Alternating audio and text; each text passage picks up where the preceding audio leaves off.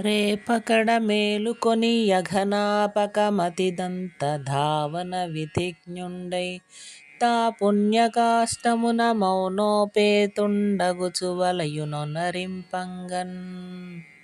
మరోసారి. రేపకడ మేలుకొని యఘనాపకమతి దంతధావన విధిజ్ఞుండై తా పుణ్యకాష్టమున మౌనోపేతుండగుచు వలయునొనరింపంగన్. చారుచర్య పాఠ్యాంశంలో మొదటి పద్యం.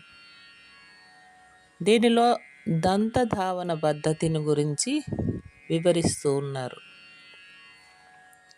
రేపు ప్లస్ కడ, రేపకడ ఉత్వసంధి ఉత్తునకు అచ్చు పరంబగునప్పుడు సంధియగు.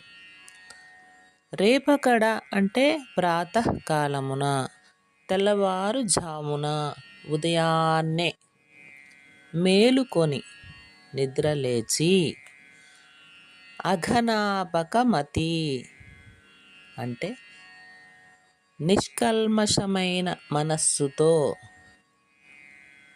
పవిత్రమైన మనస్సుతో, పాపనాశనమైన బుద్ధితో, దంతధావన పళ్ళను తోముటయందు విధిజ్ఞుండు ప్లస్ ఐ, విధిజ్ఞుండు ప్లస్ ఐ, విధిజ్ఞుండై ఆ విధిని తన యొక్క బాధ్యతను తెలిసినవాడై, ఆ పని తెలిసినవాడై, ఉదయాన్నే నిద్రలేచి పండ్లు తోముకోవాలి అనే అవగాహన కలిగిన వాడై, తా పుణ్యకాష్టమున పవిత్రమైనటువంటి చెట్ల పుల్లలతో, మౌన ప్లస్ ఉపేతుండు, మౌనోపేతుండు గుణసంధి. అకారమునకు ఈ ఊరులు పరమైతే ఏ ఓ అర్లు క్రమంగా వస్తాయి. ఉపేతుండు ప్లస్ అగుచు ఉత్వసంధి ఉత్తునకు అచ్చు పరంబగునప్పుడు సంధి అగు.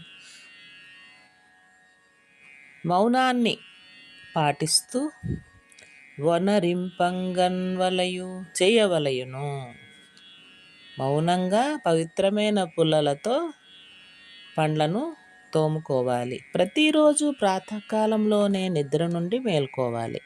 ఆలస్యం చేయకుండా మౌనం వహిస్తూ పవిత్రమైన పుల్లలతో దంతధావనం చేయాలి.